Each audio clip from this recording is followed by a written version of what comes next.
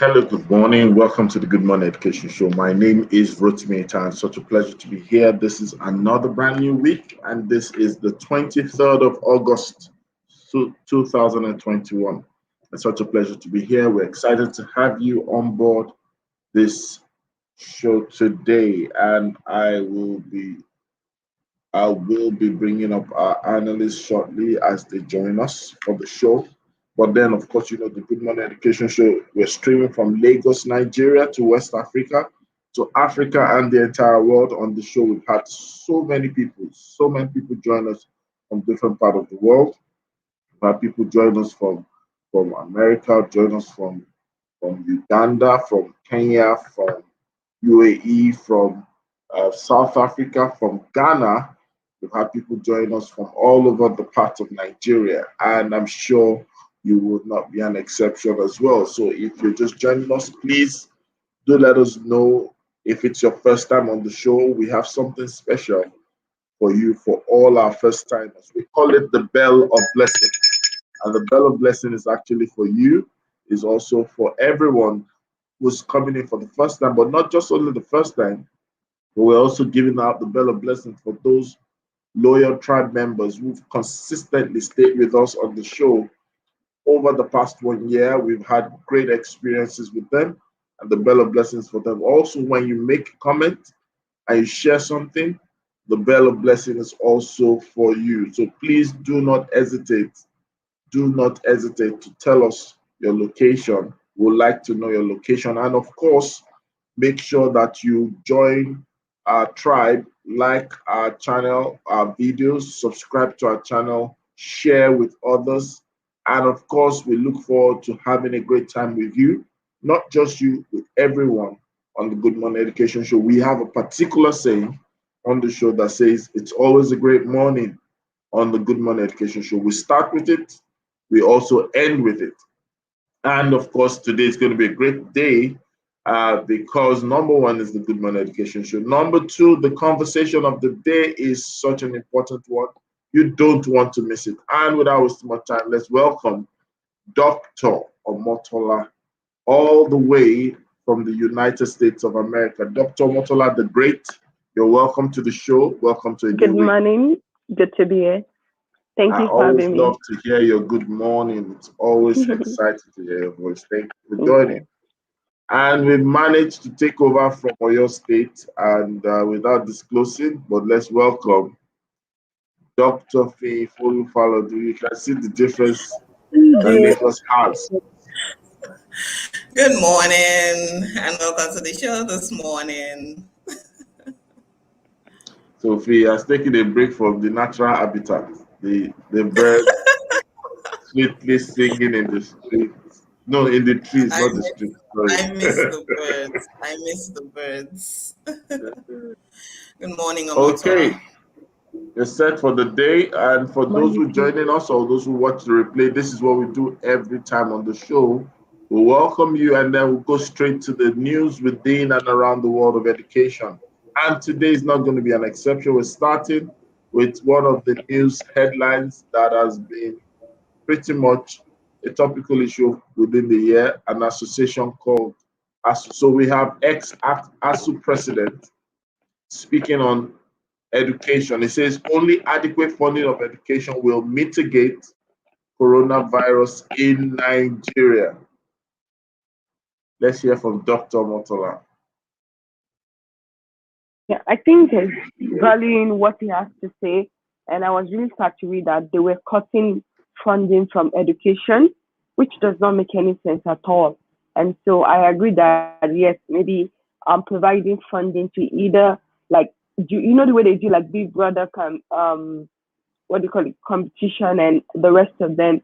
Imagine if we have funding dedicated to trying to come up with innovative solutions to combat coronavirus or how education can be done better in spite of the coronavirus. I think that can go a long way and bring out the creative juice and innovative juice of the citizens. But it's really sad that they are cutting the funds instead of actually investing more to ensure that students can learn and education can continue.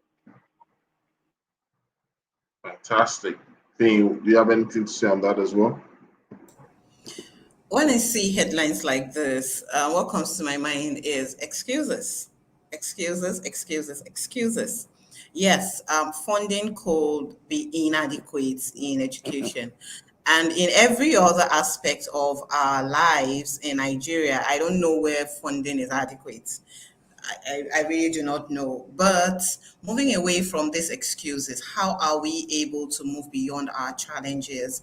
If ASU was a privately run organization, for example, if it was a private institution, it will not be giving excuses for government lapses. It will be finding a way to mitigate its own problems. So yes, we all know that education is underfunded.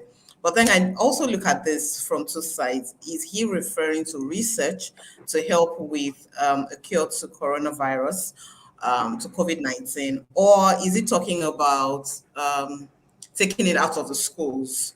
Because it could be in two ways. So if you're talking about eradicating COVID-19 from our higher institutions, we do not need government funding. We do not at all. And if it's about research, there are people who are doing independent research. Yes, I know it's expensive, it's not easily affordable, but there are people nonetheless who are overcoming that challenge and are moving on to still do research and come up with all of last year. There were people who were coming up with, oh, we found a possible solution. Even if it's not the solution, they came up with something. So ASU as a body is bigger than individuals who are going all out to do something despite the inadequacies. I think ASU should also sit up and let's dump the excuses for now. You are not telling us something we do not already know. What do you want to tell us that is new? Is that despite inadequate funding, we're moving on and we have been able to have this and this and this put in place. Interesting.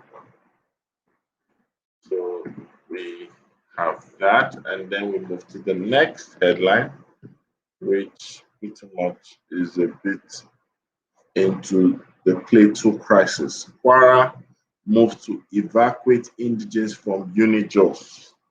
That's Kwara State taking a step, a proactive step. Um, let's hear from Dr. Motola on this. Yeah, reading this headline, I was a bit infuriated a little bit because he didn't really go into much details. Yes, they're trying to rescue people, the students from University of Jos, but the question is, what exactly is going on? There was also confirmation that some students were dead. I'm like, what is killing them? None of that was spoken about. What the crisis was, how it was being dealt with beyond just rescuing students and trying to get them out of the state. And so I was just a bit like left with more questions than answer regarding this particular news headline. How about Fini? What do you have to say? I do not blame the Kwara state government. When the Taliban took over in Afghanistan, governments started moving in to evacuate their citizens. It's what we expect of every responsive government to protect their citizens. And if Kwara is moving in to evacuate their indigents, fine. The question is, where are they evacuating them to? Is Kwara also safe? I don't think so. Everywhere in Nigeria right now needs some help with security.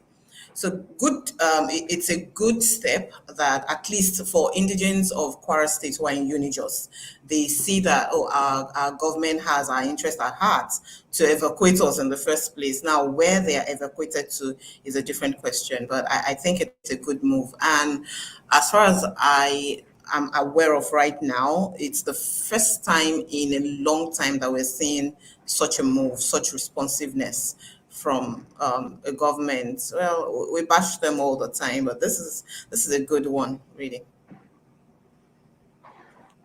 Okay. Type bashing today. So let's move to another news. And this is Okay Bukola hails Buhari on reappointment of Oloyede Rashid for JAM NUC jobs. I think this is just rubbish. Like, this should not be praised or anything. We've had issues with Jam, and I was hoping I would not even hear any news about them in the while to come. And I'm sure Finn can agree with me on this.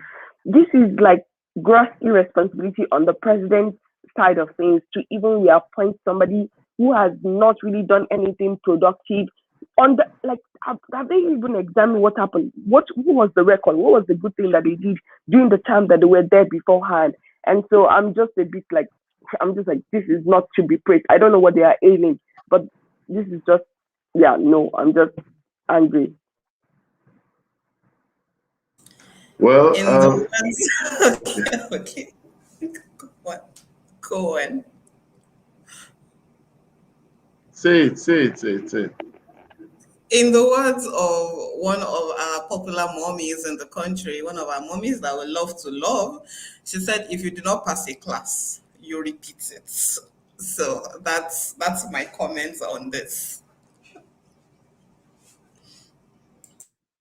All right, but just to comment on what Omotola said, this particular registrar that has been reappointed was not the recent one. That so he was credited to have been able to remit back to the government. I think some 18 billion or more. In the past many years, JAM has not refunded that kind of amount to the federal government. Even this was even during the pandemic, they were able to refund a lot of money to the federal government. Most times, maybe 50,000 is what JAM normally sends back. So I think a lot of people feel it's a show of integrity or I don't know. But then that's it. I hope that helps Dr. Motola's perspective. Yes, thank you for the clarification. All right, student activists left campus late, killed by men of the underworld. Lasso.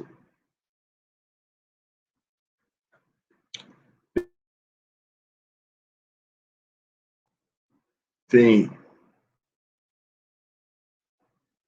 This is one of those sad fallouts of insecurity in the country. I saw this news item on a group I'm on over the weekend, and the person that reported it has a personal relationship with the guy, and going over the things they had done together, how they even recently stood up together against the hike in fees for Lagos model schools. It felt as many as with almost all other, in fact, with all other killings of this sort, is the senseless loss, and it was an avoidable loss.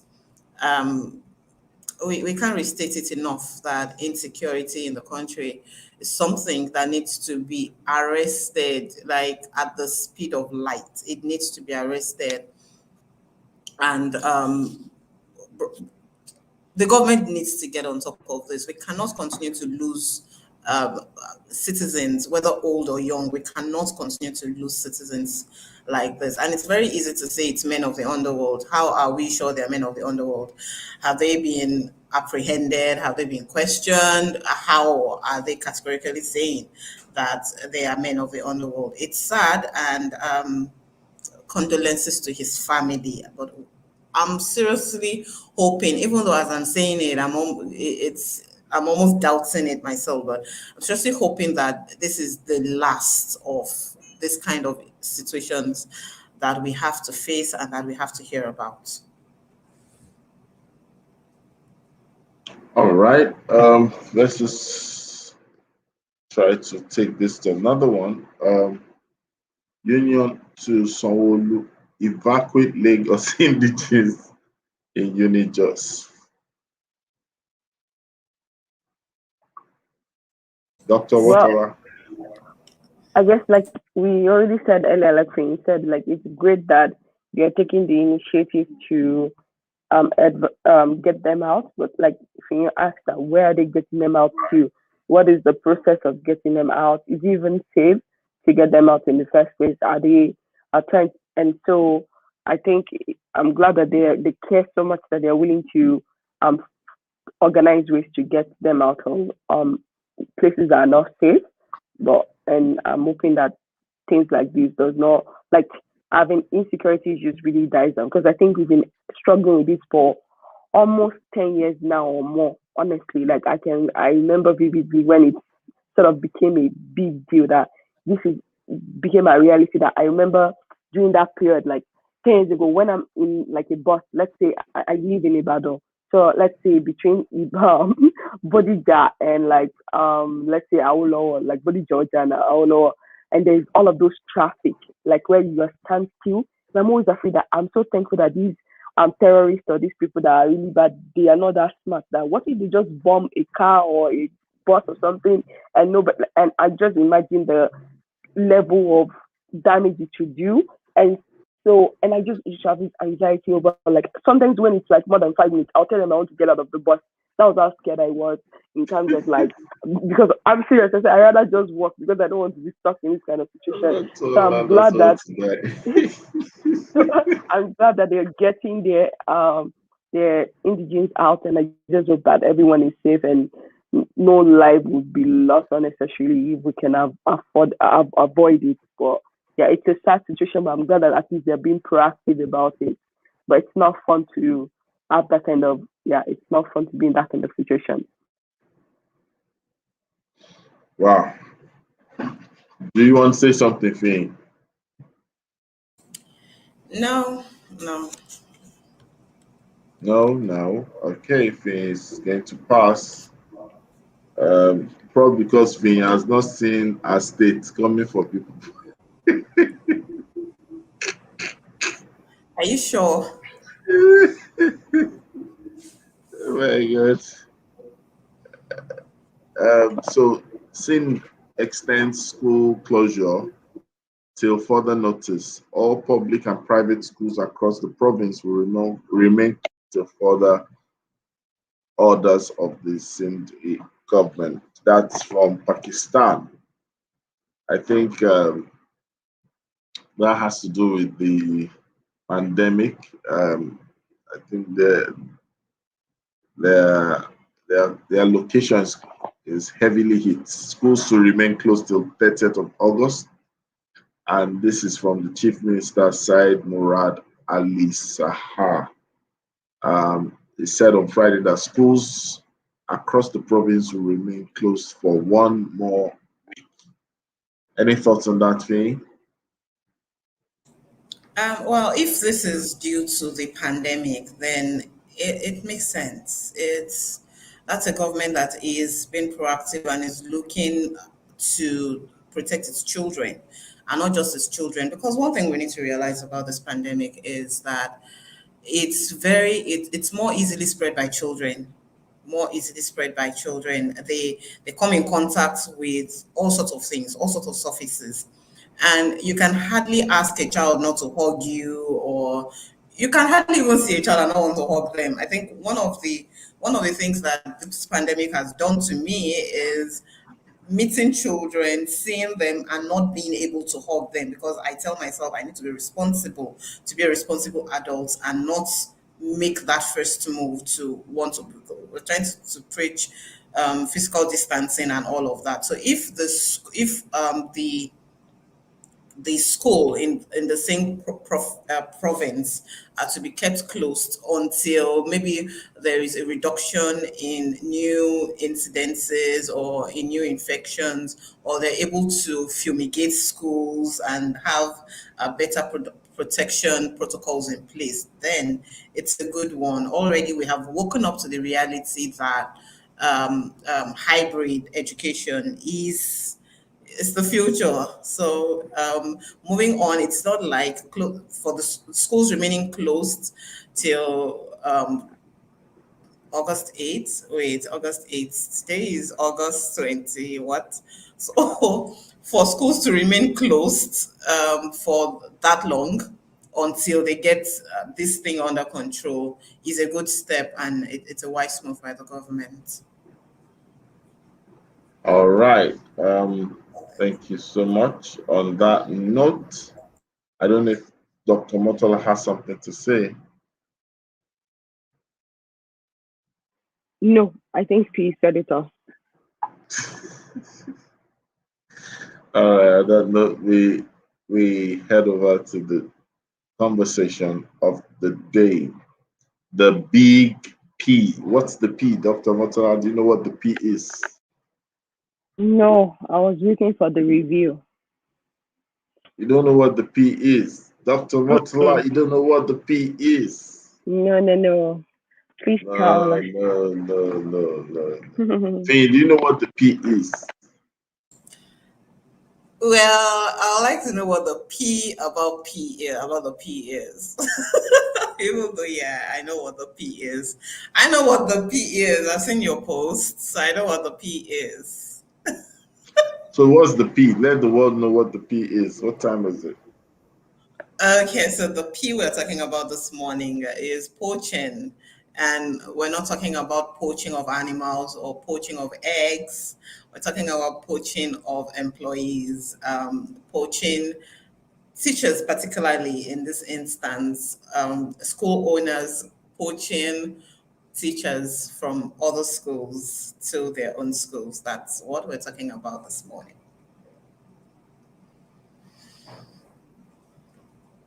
So, sorry, come again. I didn't hear it clearly.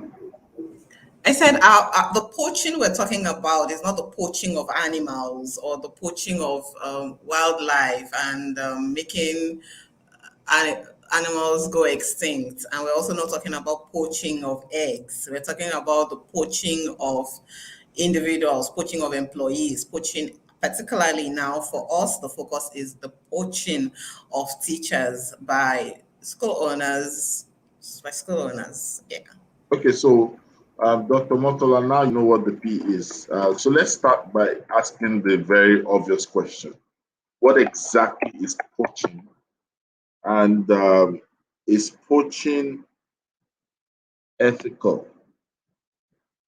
Let's hear your thoughts, Dr. Motola. I think it depends on the situation, honestly, because sometimes some people need to be poached because the current people that they have that they currently with they don't appreciate or value them. And so it's like think of it like in corporate what they call it head hunting. There are people that's their job is to head out and find the best of the best person, irrespective of whether they are working for another company, and try to get them to come and work for them. And so in some instances, I think it's a good thing, and but it depends on how you go about it. Like especially the person that is being poached. Like after you know that oh this person wants to poach me, they have to have the emotional intelligence and to be able to now navigate that and create a situation where they can create a win-win for everyone in the situation if possible. So I think it's not neither good or bad. It depends on the specific situation and circumstance surrounding the poaching. And in corporate what they call it head hunting. So I don't think it's bad. Well, before I share my own opinion, I'd like to hear Finn's thought on poaching. I think and I believe there is a slight difference between headhunting and poaching. For clarity and for perspective, I decided to check the meaning of poaching, the dictionary meaning of poaching. And the only good part of poaching is where it has to do with eggs. That's the only place that poaching is good. Poaching of elephants for their tusk, poaching of all other animals, either for their hide and all of that is really bad. And then when it comes to employees, it says that poaching is to use someone or something that belongs to someone, especially in a secret, dishonest, or unfair way. And I remember an experience, okay, maybe I shouldn't even go into that yet. But poaching is not something that is done in a way that is open. You don't allow, you really do it in secret. You don't want others to know. You don't want, there are school owners who go to their friends' schools to poach their teachers. And when they do that, it definitely is not something thrown open or made open and saying, "Oh, we're hiring, so come," or you came highly recommended for this job. Take up come take up the position. So poaching is actually going into somebody else's territory to take their staff in a way that you cannot even tell the employers that, oh, I'm coming to take your staff from you. All right. Thank you so much, Folu. Uh, Dr. Motola, do you still have something else to say? Yes, I do. Like, yes, I definitely, I'm not going to argue with the dictionary definition and all of that, but I still stand behind what I said initially, that I think it's neither good or bad. Yes, maybe the way, like maybe I think the word poaching maybe have been used not for human beings, like based on that diction, based on that definition a lot, like because it's like when you say something about belonging to someone, I don't think anybody, irrespective of whether you're working for under somebody, you belong to them. You don't belong to them. Yes, you can be their employers, but it's like to now say that this person is forever, like not like it said forever, but like saying you belong to them. I think that's a strong word, that belongs, that this you own them, because if they are your slave or something, and they are not. And yes, I don't believe that it's always ethical or the right way to go about it, but sometimes maybe that's the only strategy the person may have. So I'm neither condoning it nor saying that it's a good thing, but I think there is still place and value for where it is needed.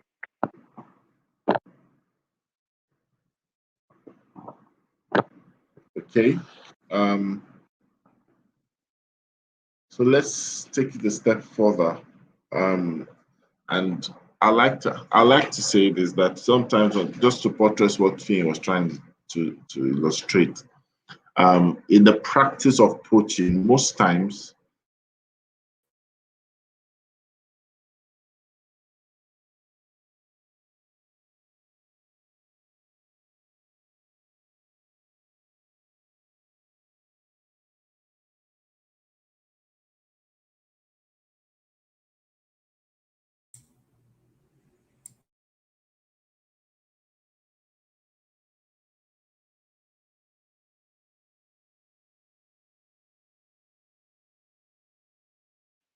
See, are you still there? Is it frozen?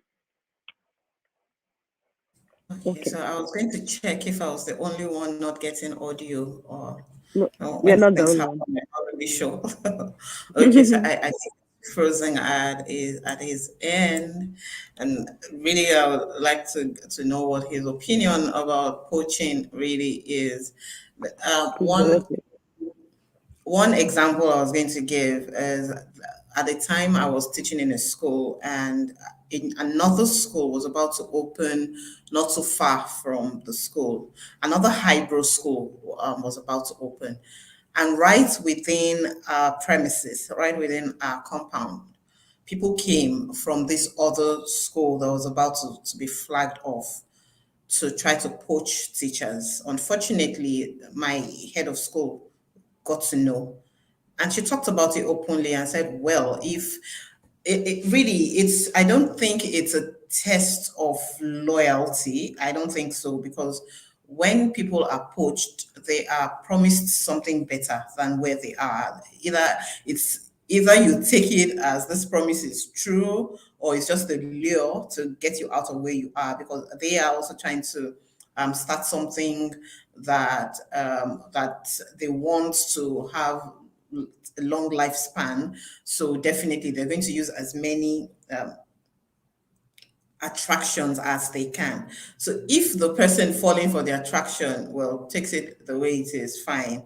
If they meet it the way they were promised, good. But sometimes it's not always like that. And so it's not really about me looking at my employer and saying, oh, I owe you I owe you my bean. No, I don't owe you my bean, but at least I owe you a form of loyalty to let you know I will be moving.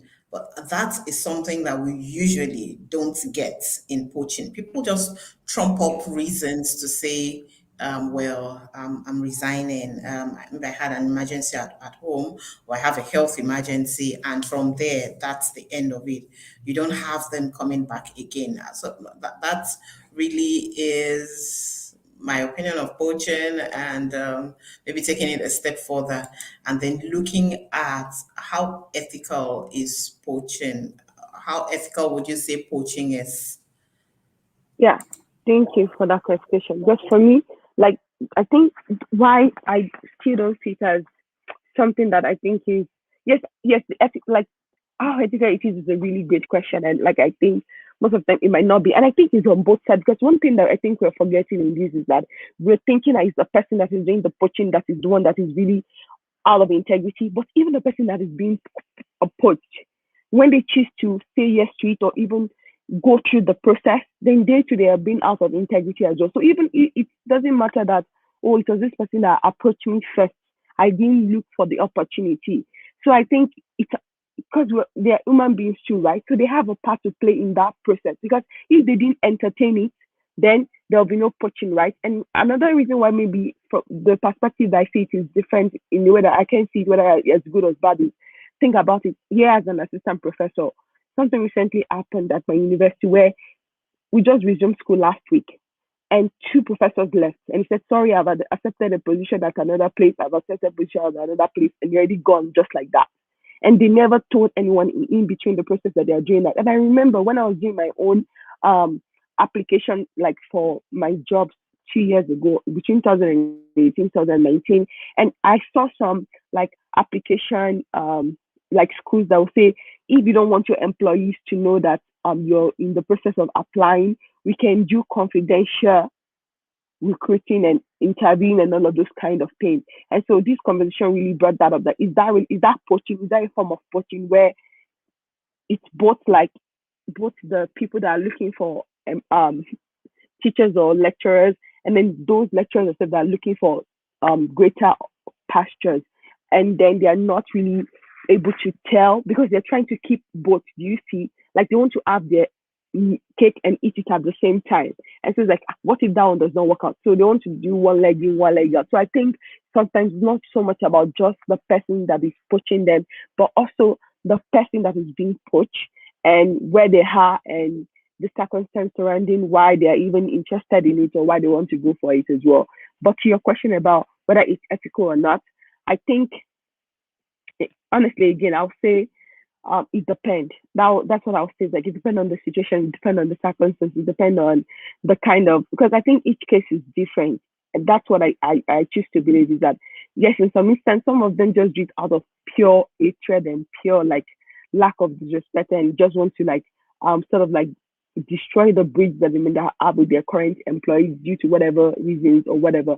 And at the same time, for some, it's just out of self-preservation that you know what, yes, I don't really like this job, I don't really enjoy it, and now there's this new opportunity, but I'm not even sure whether it's going to work out. So I rather just keep quiet and keep doing the job I'm supposed to do and do it well while I am interviewing and exploring and trying out other things. And so I think instead like we are using poaching, but I can still see it as risk taking. That can be another way to see it. Like if you're looking from the lens of the person that is being poached.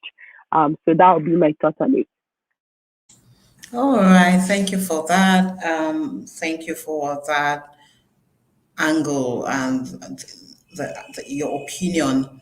Though when people consciously look for a different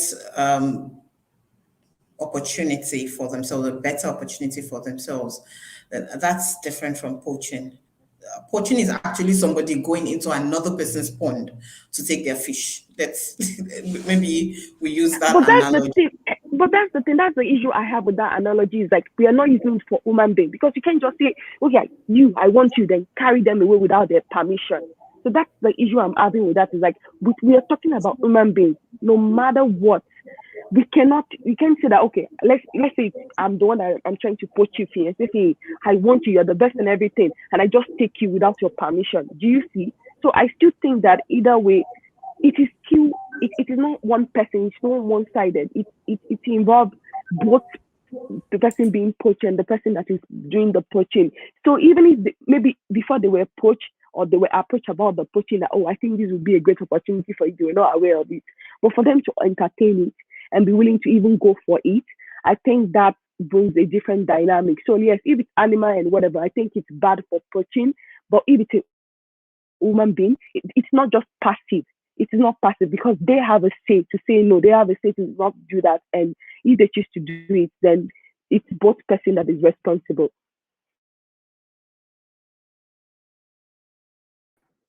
Sorry, I got kicked out. I noticed that it's been a nice debate today. So let me just say my own. Hopefully, I don't get kicked out again. One of the concerns behind the process behind poaching has always been the law of comparison, because most times it's actually considered a sharp practice, because it's like I say, oh, what's Omotola offering you? Omotola is offering me $1,000 a month. Okay, I'll give you much more than Omotola. So it's different from seeking jobs based on career progression, or better still, based on offer that is open. Most times, a lot of and it's a thin line between headhunting and poaching.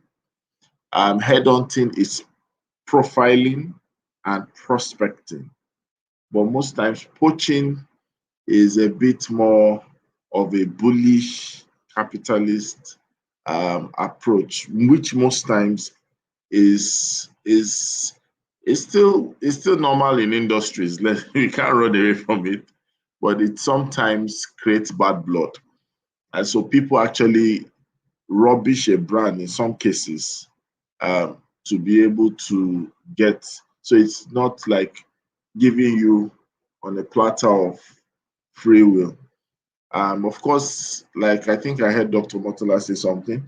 If you, for example, look at it, yes, the staff or the employee in question had to take a decision. It wasn't kidnapped, she wasn't kidnapped, but it's still talking about, it's like imagine it's like imagine a woman married to a man, and then another man now comes to the woman and says, does your husband take you on summer trips?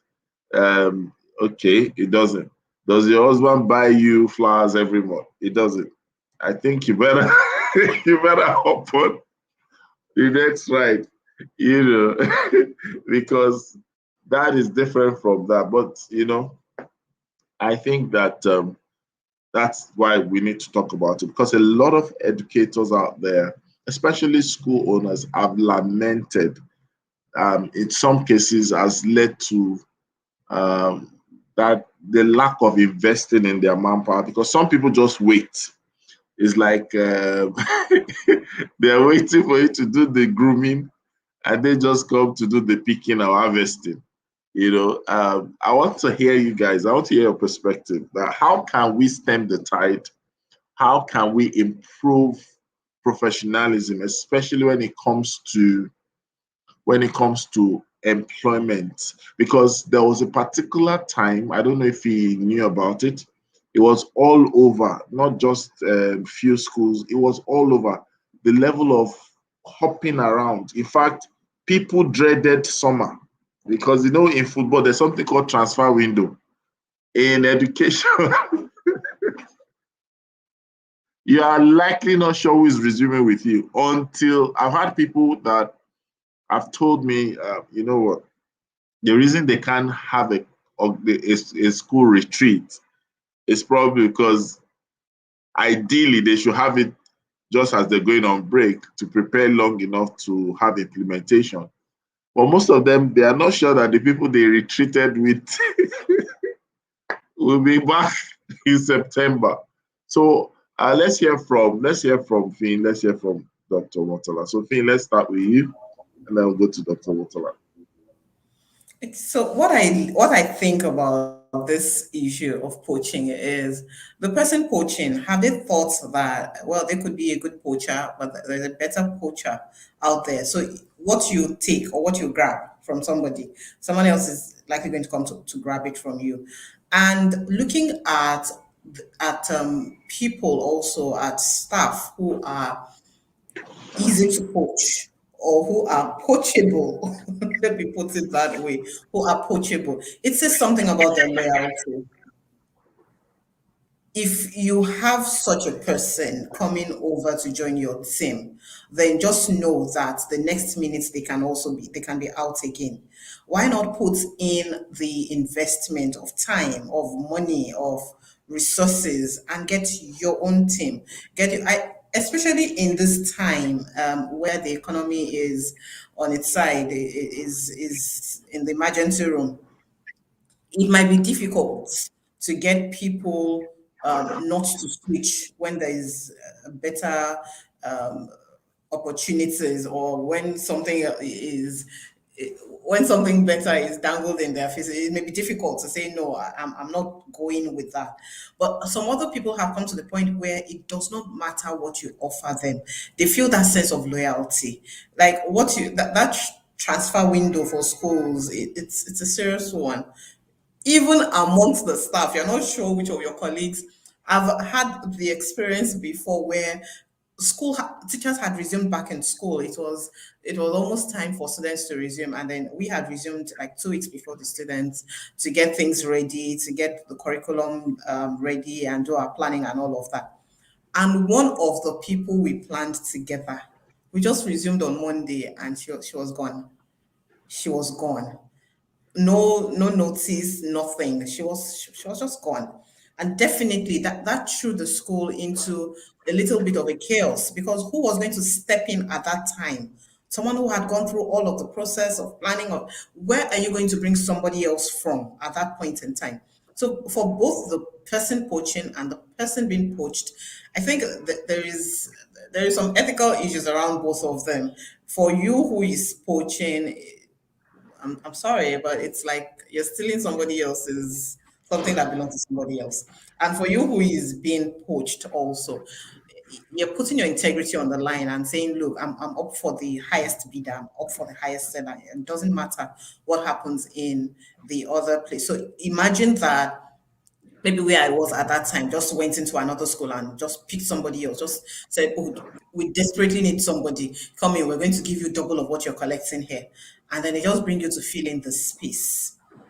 Definitely, you're not going to also catch up and give them the best. And maybe in no long time, they're likely going to say, look, please excuse us, because they probably have done some internal training also to bring somebody else up to that point and say, please excuse us, your services are no longer needed. Somebody else who can do this better than you are, because you're most likely going to be struggling in that position. So for me, I would rather say that school leaders, head of schools, please just put in what it requires to build your own house. Don't go stealing roofing sheets and window panes and doors knobs from somebody else's building. Thank you. Okay, Dr. Motola, just a twist to that. I'd like you to stress on that. So how do we fortify ourselves as employers of labor? How do we make sure that we don't get to be victims of this reality? Please, thank you. Yes, and that was what I was going to base my comment on, because like I said, I still have issues with thinking that coaching is good or bad. Like I think it depends on the situation and the circumstance. And I'm glad that you asked that question, because I think it depends on where they're working. Imagine if like the employer is not really a great fit, they're not giving the best, they're just barely taking care of that employee or those employees and things like that. Sure, of course, loyalty will not be there, because and that is the truth. Like most people, the truth of the matter is everyone is looking out for their own best interest. That is just the truth.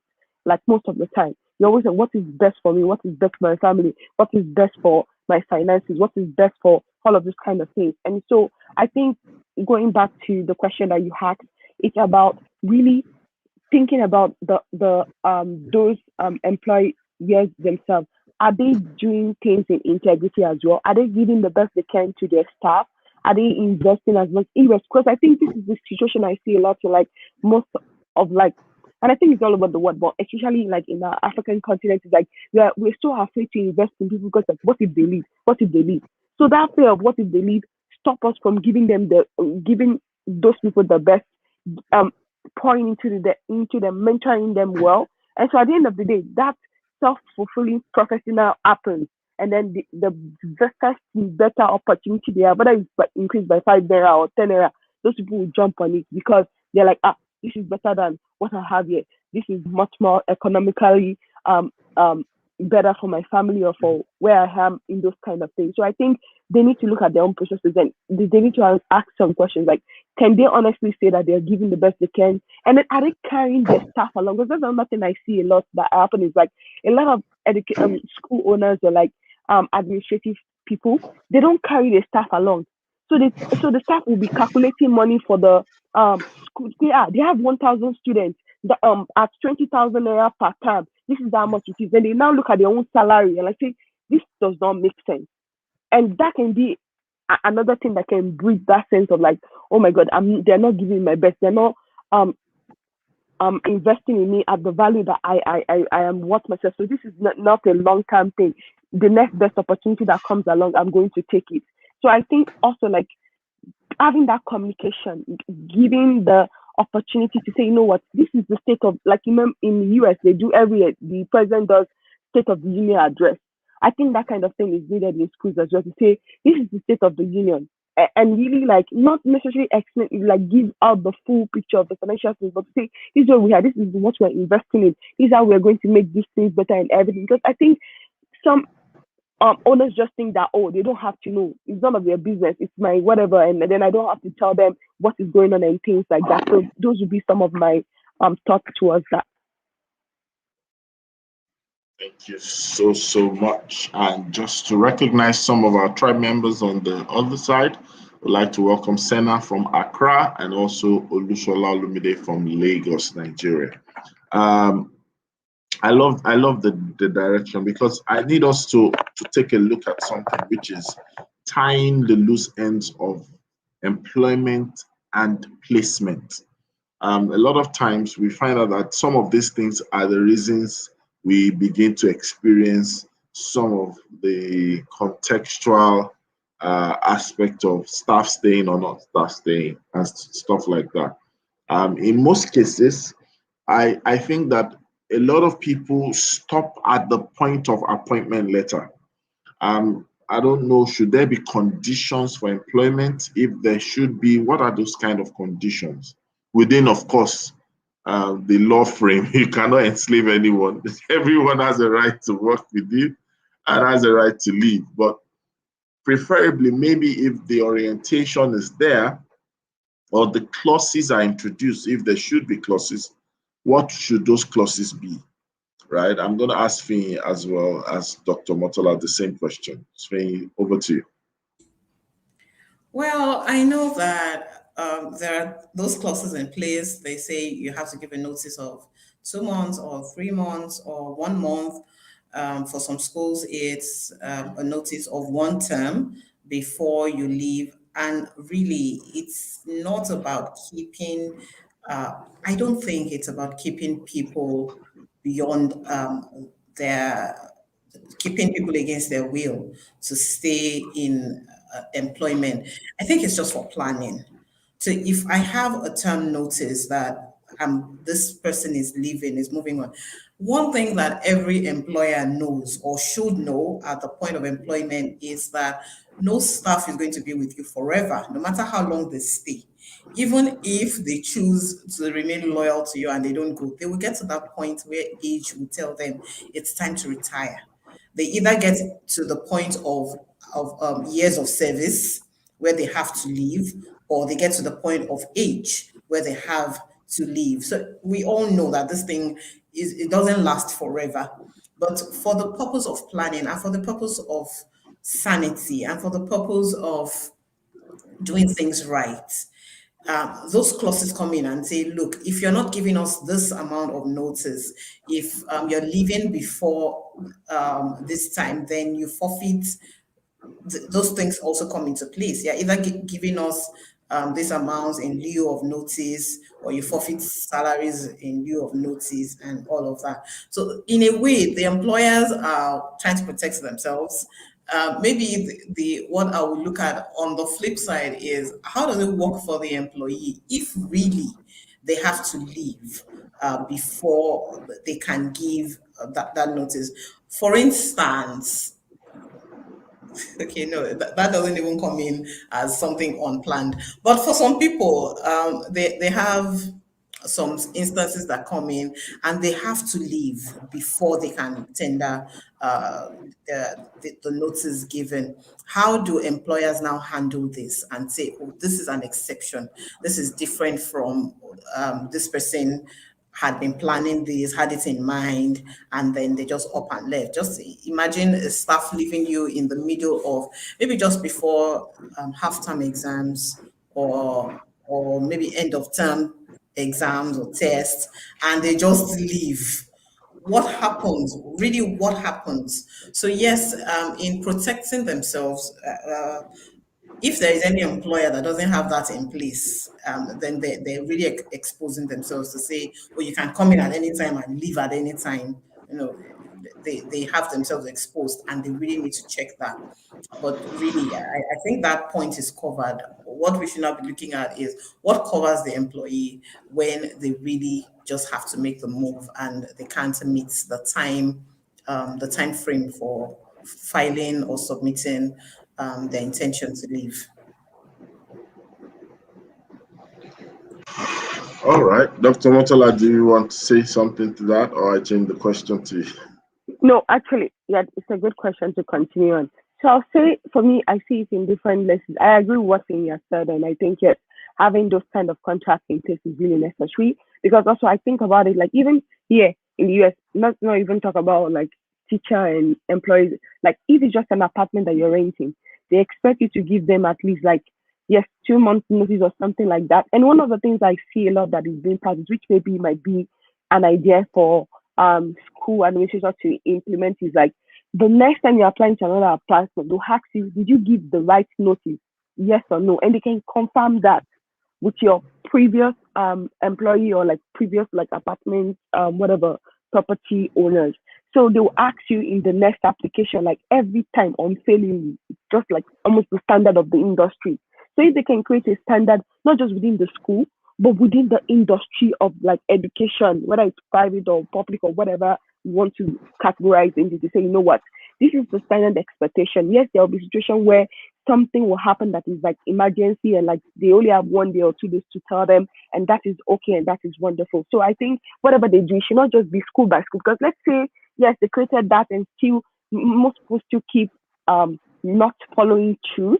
There's no consequence for those employees, right? When they move on, because if the other people are not asking them for, did you give the right notice, and that does not affect whether or not they get higher in the future, then it's almost not going to be like what like at the like almost like most people will not do it the right way. Then another thing I want the school system to also consider is this one thing I see a lot that has been practiced here is this idea of like having subs ready, like having top teacher. Like that's one of the things I think I like a lot about the education system here. They're always over prepared.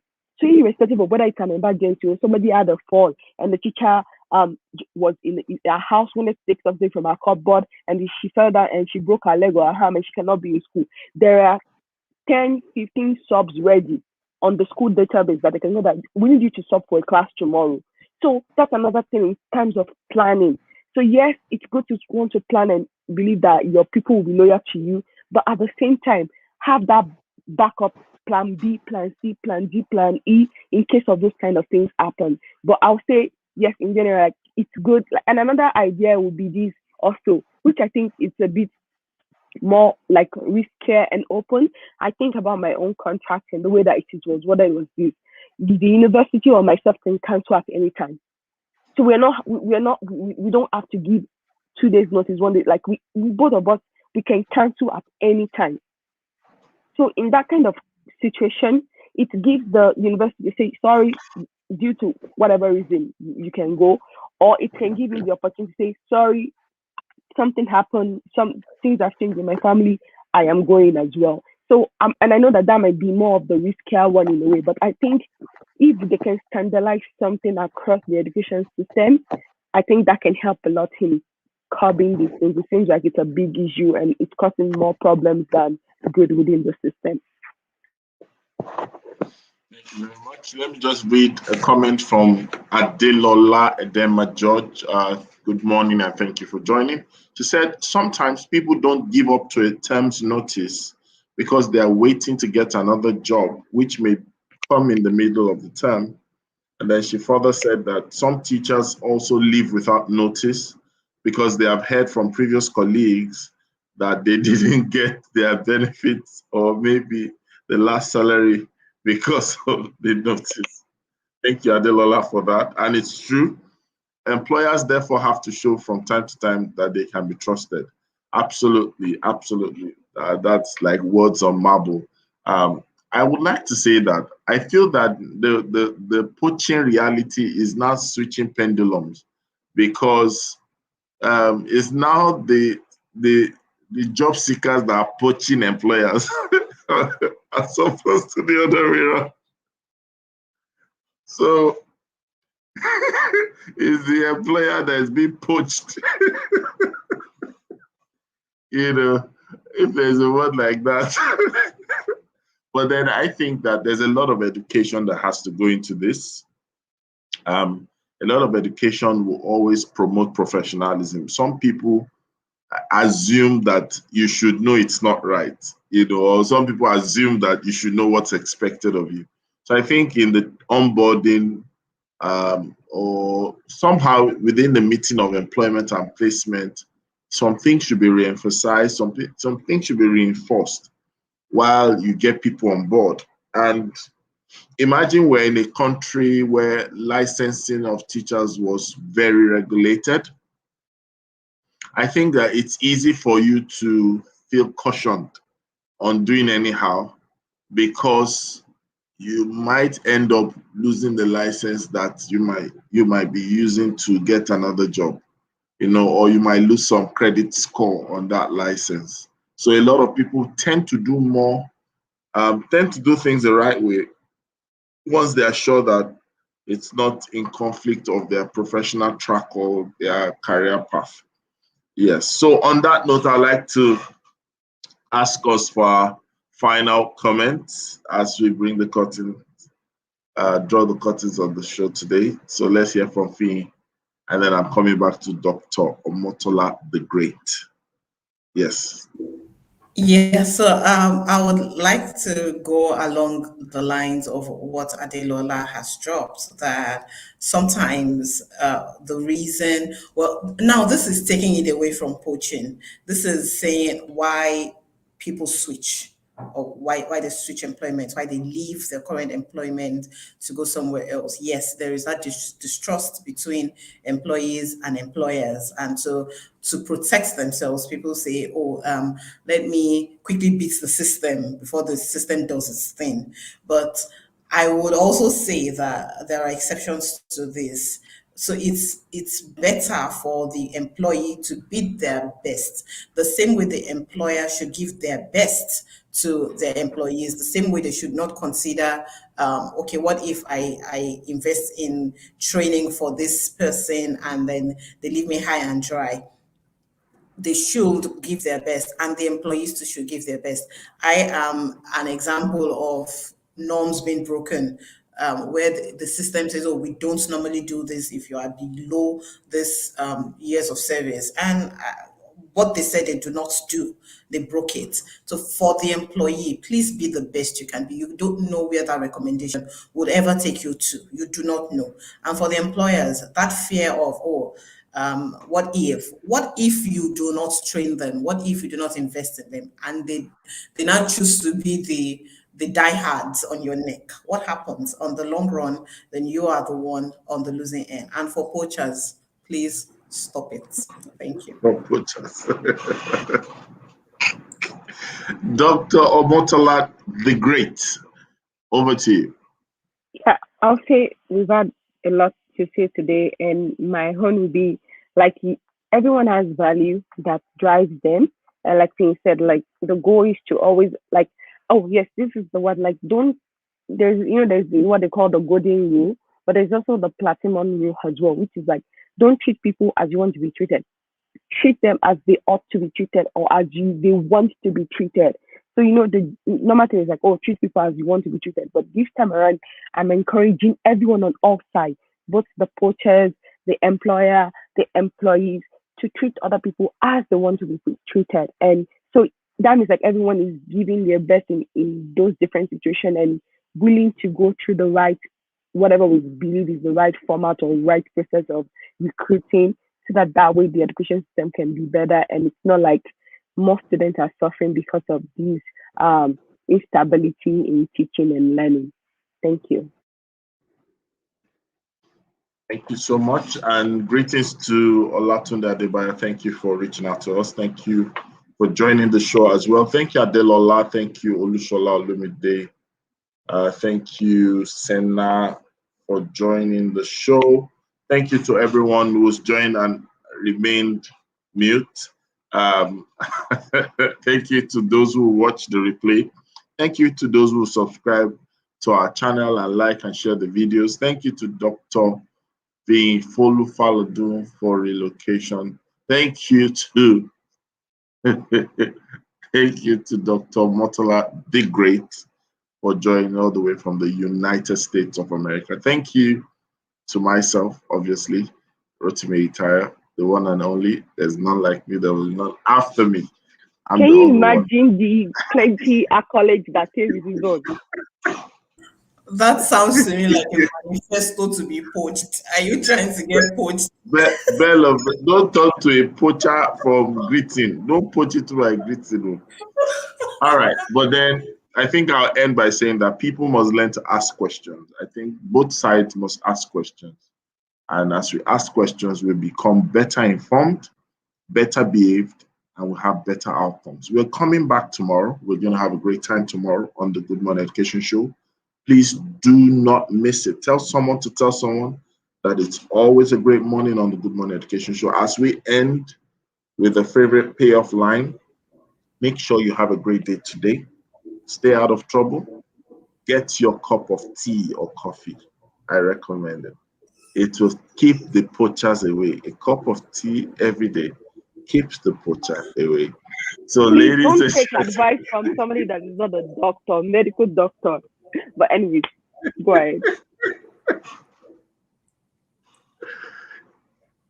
I did not prescribe it as a medical terminology. I prescribed it against, if you want poachers not to affect you as a school owner, get your cup of transparent cup of coffee and just drink. Anything that happens, you'll be fine. And if you don't want to be poached, take a cup of coffee or cup of tea.